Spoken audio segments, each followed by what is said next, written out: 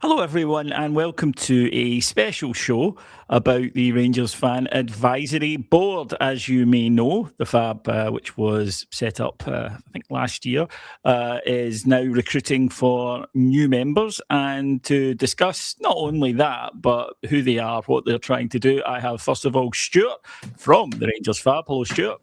Hi, Davey. How you doing? Thanks for having us on. And I've got Greg, the Rangers SLO. Hello, Greg. How are you, David?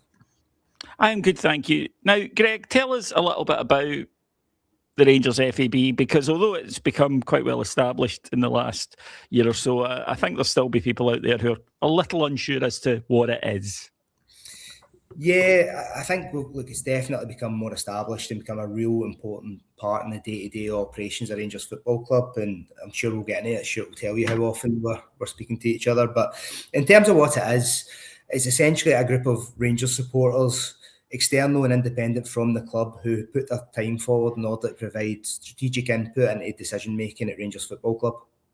The current cadence, we speak every 2 months in terms of the formal structured meeting that many Rangers supporters will see the minutes from. But it is, again, we'll look to going forward. It's much more than that. There's not a day goes past that we don't speak to one of the members of the Fan Advisory Board. Obviously, in terms of its background, yep, it's been running for a couple of years now. And we were the first club in Scotland to implement it. When we implemented it, there was it became part of the EPL's licensing requirements for EPL clubs to implement one, but we did it voluntarily because we saw the value of what it would bring, and I think over the period that we've done, it's shown that. Stuart, that's obviously then the club's view on it. Tell us a little bit about what it's like at the sharp end and what your aims are at the FAB. Yeah, it's a good question, David. You know, in terms of, you might maybe wind it back to the beginning, is, you know, when the club were setting it up, you know, and I can certainly talk from a personal point of view when I put my name forward for it. It was really that was your first mistake. Somebody exactly. Who's been involved in fans groups, yeah. But go on. Exactly. And I was having a wee bit of a life changes. I was taking early retirement from work, so you know I felt that I would be able to, you know, commit the time to this, and to an extent at that point, you know, October 2023, we were going into a wee bit of the land of the unknown. Because as Greg said, you know, there was no other club had it. Rangers certainly didn't have it. But really for me, what it was about was trying to have a mechanism for structured dialogue with the club. That could be constructive dialogue, it could be challenging dialogue. But for me, it was also really important that it was independent of the club.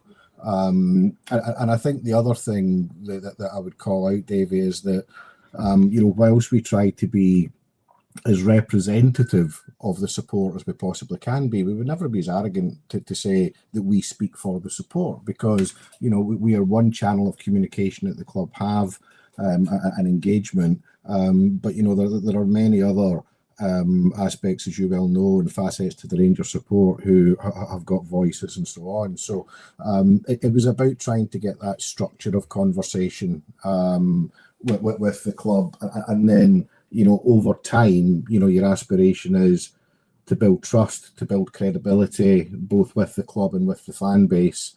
And of course, all of that against the backdrop of what seemed to be just constant change at the top of the club.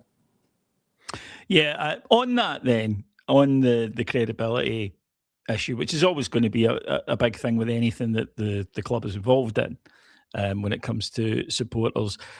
How have you found it in terms of maintaining independence and having that close working relationship, but also a distance? Because I think that's important. Yeah, and look, I think it's worked well so far. The fundamental thing for me, Davey, in any setup like this, is that you have to have both parties willing to have that openness and strength of dialogue when it's required, but constructive otherwise. And I don't think we would be doing ourselves or the fan base any favours at all if we took any kind of sycophantic approach to it. Or I remember once being asked the question, do you get starstruck when you engage with, the CEO and the chairman and so on, and of course, you don't. So I think also it's about, making sure that the topics that we are engaging with the club, that we are bringing to the club, because, the vast majority of the agendas that we set when we have the formal meetings, it's the FAB that set the agenda in terms of the topics, not exclusively, but, to the largest extent, so it's important that we're talking about the things that matter to fans in the context of, what we understand the fan sentiment to be, and also being really transparent with the outputs on that. Whether that's through the publication of the minutes or, just being open to, anybody who emails us in, for example, we'll always seek to reply to them. Might not be able to give the definitive answer, but, it certainly gives us a lot of, opportunity to raise issues on behalf of fans directly with the club. Yeah, that was something certainly in my time with the RST that sometimes you can get answers, but they might not necessarily be the answers people want. But you can only, put the point forward. Greg, from the club's point of view, then one of the things that will always be thrown at a group like this is it just a box tick?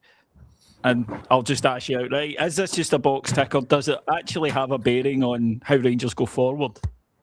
Like, it's easy to say it's obviously not a box tick, but it's obviously not a box tick. Like, we have approached this in the right way, I think, as a football club. I think, given the changes in leadership that Stuart alluded to, I think it's been really refreshing that the vast majority of those changes have actually really involved the FAB when they've came in and got involved and really helped share the sort of story of what they see Rangers being for them, but also allowed the FAB to have a little bit of steer for them.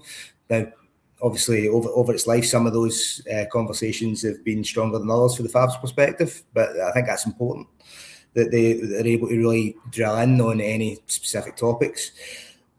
But what I would say is the level of work that the Fan Advisory Board put in to this is really something that needs to be noted and appreciated. And it'd be doing the aim a disservice for the club to not take on board the kind of feedback that's coming in on that. And one thing I would say is that the people around me at Rangers Football Club, like, we're not going to just nod our heads and then go away and do what we want without any understanding. Now, again, that's not to say that every single decision that the club made, the FAB have ticked it and we've done exactly what they want, because again, that's not what the role is either. But it's ensuring that at every point that genuine feedback is part of the decision-making process. And we've got like numerous examples, like some big, some small, over the years where like there's been changes made just as a result of some of the comments. But like I would say as well that even in our most recent meeting where it was Jim Gillespie's first Fan Advisory Board meeting, I found that really valuable, even like as someone who's going to hopefully work with Jim for a long time, just to get a bit of grounding and insight. And I think that having the fans being part of that just as a natural part of the way that Rangers work is just essential. Well, I'll stay with you, Greg, for this one then. It's not elections, it's a selection process. Why? Yeah, obviously when we brought the Fan Advisory Board in, we had to decide how we were going to do that. I'd done a lot of research across what different clubs done in England and Europe and in various situations. I also looked back at my own experiences as being someone. I was elected to a fan board at one point. It's a real challenging thing to go through. You've got your hustings and the way it goes. It's all very much a popularity contest. And ultimately, although having the ability to go out and speak to fans is part of it, really the key element is what they do in the room. It's more, for me, it was more a recruitment process from a business perspective than it was from the fan perspective. So if I'm understanding right, then almost like a job interview, but where it's a case of, do you have certain skills rather than can you get enough people to forward you? And equally, it's not even just about the individual skills, it's about getting a range of skills. And seeing an election, we couldn't guarantee that we'd get a breadth of representation within that. So I was much more confident. But one thing that I felt was really important at the time we delivered on both the first iteration of selection and what we will deliver on the next one is ensuring that Rangers don't hold the pen on who's getting selected for this. We are one of three voices within that discussion. And And interestingly, my very first interview was actually Stuart here. And at the end of that meeting, we did say, like, oh, that could be our chair of the FAB. So hopefully we'll have as good an experience for the next set of ones that come.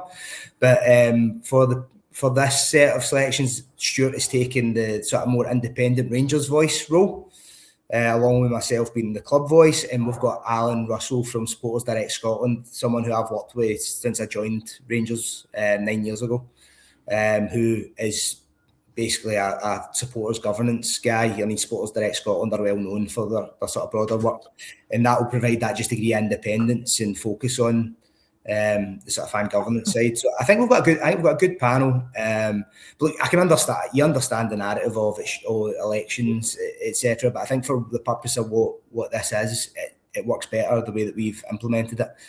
And I think that's proven by how effective the FAB have been over its first period. Stuart, in terms then of anyone listening to us thinking, I want to put myself forward, one of the things, and again, this is just on my own experience, it's a long time ago, but one of the things we found is that people would put themselves forward and then maybe not appreciate the workload involved.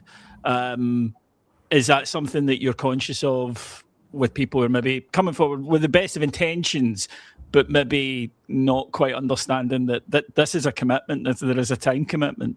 Yeah, absolutely, David. It's a really good point again. And look, I think first and foremost, it's not a full-time job, and it can be done effectively. If you have got a full-time, should we work around, the majority of our meetings or get-togethers tend to be sort of like early evening so that folk can kind of work it around their day jobs and so on. But it is a commitment where we're looking for folk that are not just prepared to give an opinion, but to get their sleeves rolled up, to engage in conversation, and so on. So one of the ways that, we're hoping to, help folk understand that a wee bit, as you'll have seen in the application kind of comms on the club website, David, that we're hosting a couple of drop-in sessions. Me and 2 or 3 of the other members of the FAB are hosting. I think one's on the 2nd of June, one's on the 9th. If anybody's interested in joining that, or one of them, just send us an email to contact@rangersfab.co.uk. And we're doing that specifically to help bring it to life for people to what it means.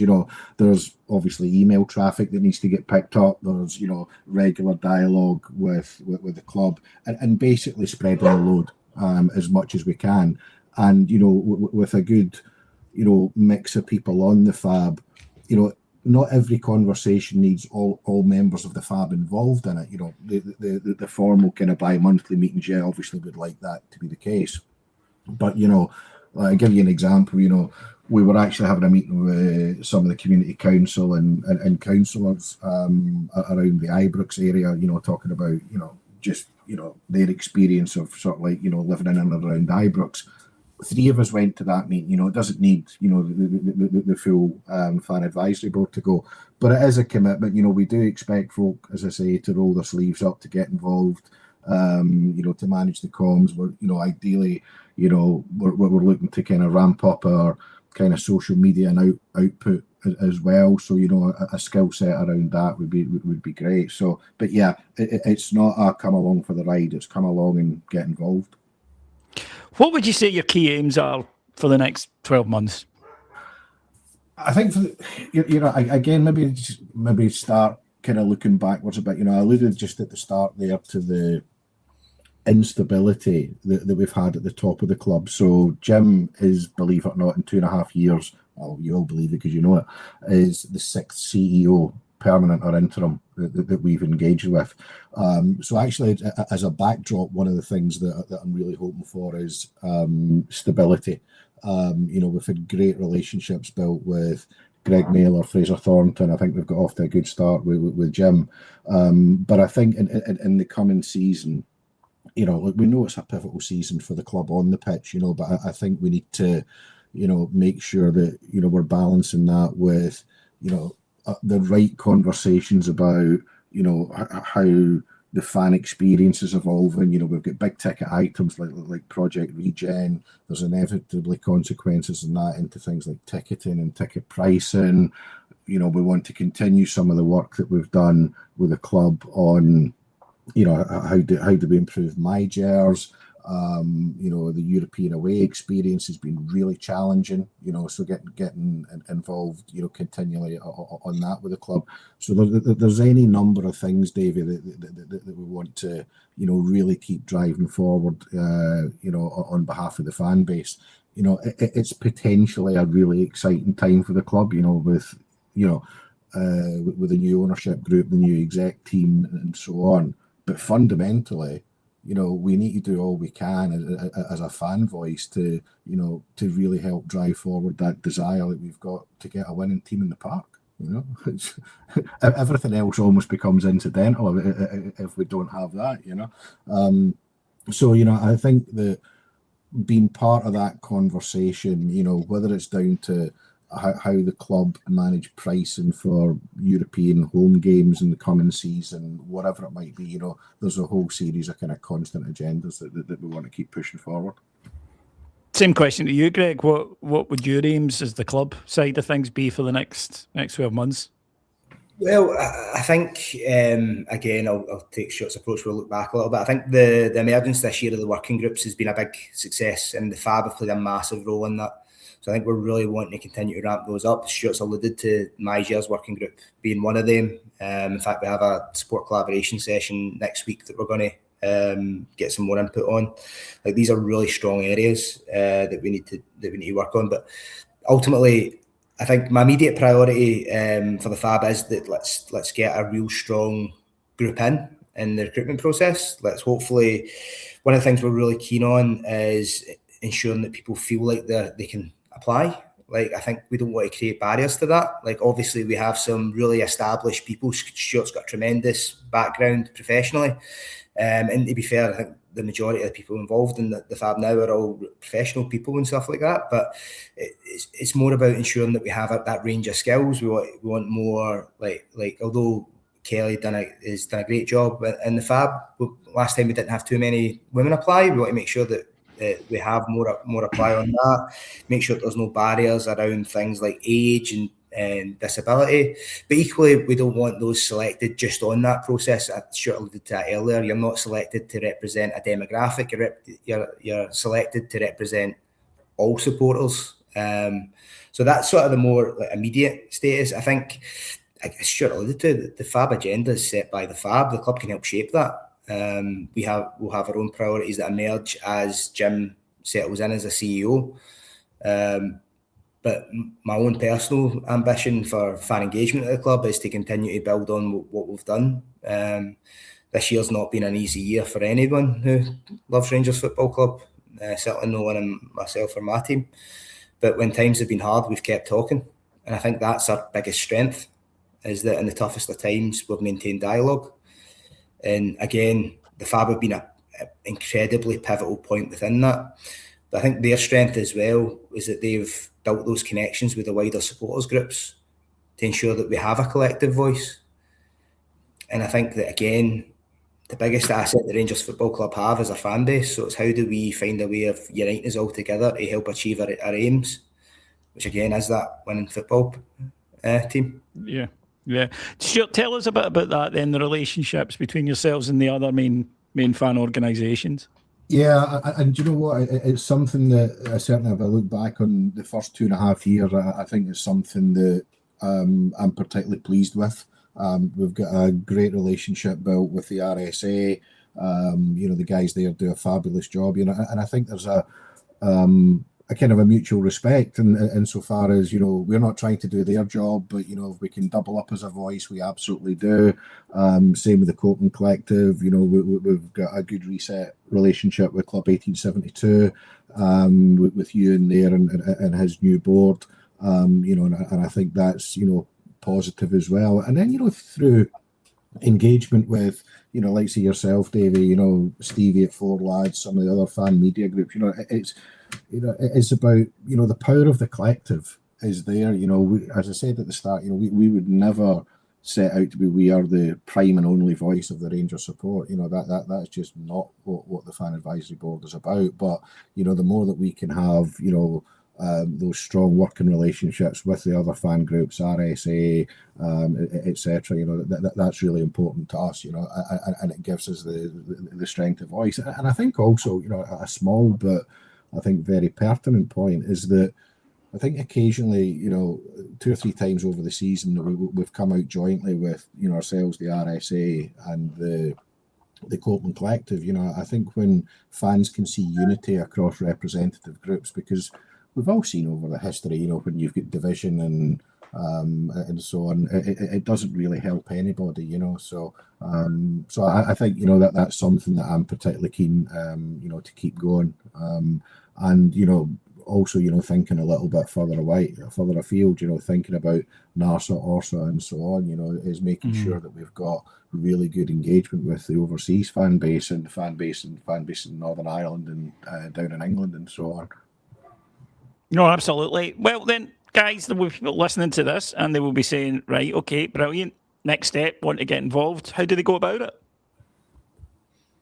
So, yeah, the club put out information on that last Friday. There's online applications, 4 questions that would ask supporters to just take a bit of time and really give some your own answers in. Like, the easiest way to think about it, there's no right answer on any of these, but we want it to really come from the heart and give a real insight into who you are and what you would bring. But those applications, they opened on Monday there and they will close on Friday the 12th of June.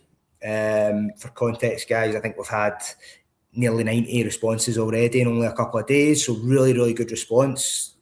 The selection committee is going to have a tough time with some of the candidates already in terms of the quality and picking some, but that's what we want. Obviously, Stuart's alluded to the drop-in sessions that will occur in between, and then once that's finished, essentially we'll get our heads down and make a selection on who we'll interview. We're probably looking at 3 or 4 to join on. We're having 3 drop off, and it's probably worth it at this point, and I'm sure Stuart will go into more detail on it, but the people that are dropping off, I just want to express a thanks to them. Every one of them's contributed massively in that time. I think even that process of dropping on and off is probably one that's worth speaking about. As Greg, and a particular shout out to Matt, Kelly and Jamie, who'll be rotating off. When we set up the FAB, it didn't really have its own governance or anything like that established, Davey. So one of the things that we're keen to do is avoid cliff edges. So after 3 seasons, because this is the 3rd season, everybody drops off and then everybody and then the FAB comes on. So what we're also looking for is people to commit to certainly a minimum of 2 seasons, probably 3.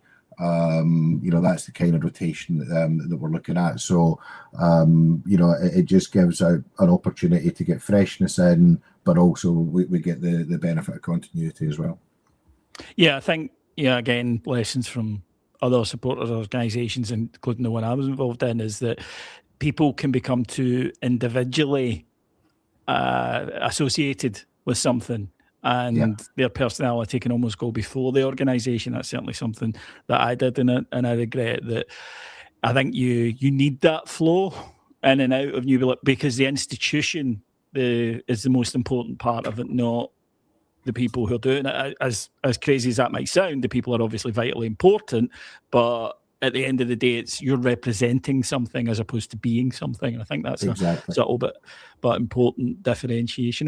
Right then, guys, that's almost us for today. Then, just anything else you want to say to the people listening today?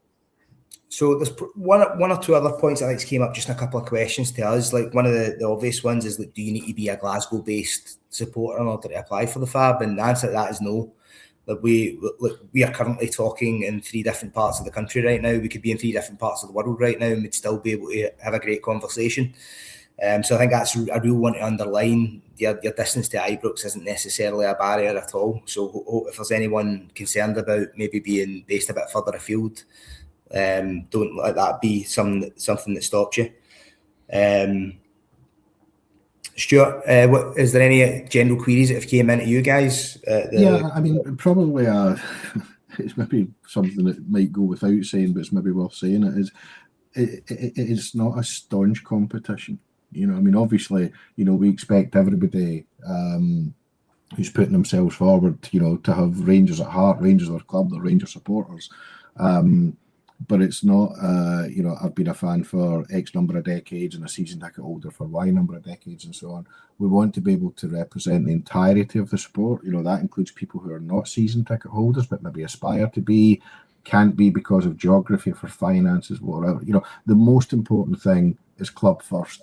And, fan representation first and fan engagement first. Can you have three things first? You know what I mean? So it's about making sure that we represent the breadth of the Rangers support, and that's ultimately what will trump anything in terms of, the application base. Absolutely, we're looking for, good qualities of individuals, those that can, be really comfortable challenging, senior exec within the club and so on, but also working alongside them. That's it's not a placards out, guys and gals, and let's go and storm the gates. If it has to be that, it might have to be that on occasion. But what we're looking for is good, robust, challenging, collegiate cooperation. So that's kind of what I'm hoping for. Absolutely. And one thing I will say is that, again, I think at every stage across the course of the FAB, and almost at every conversation, we get the balance right.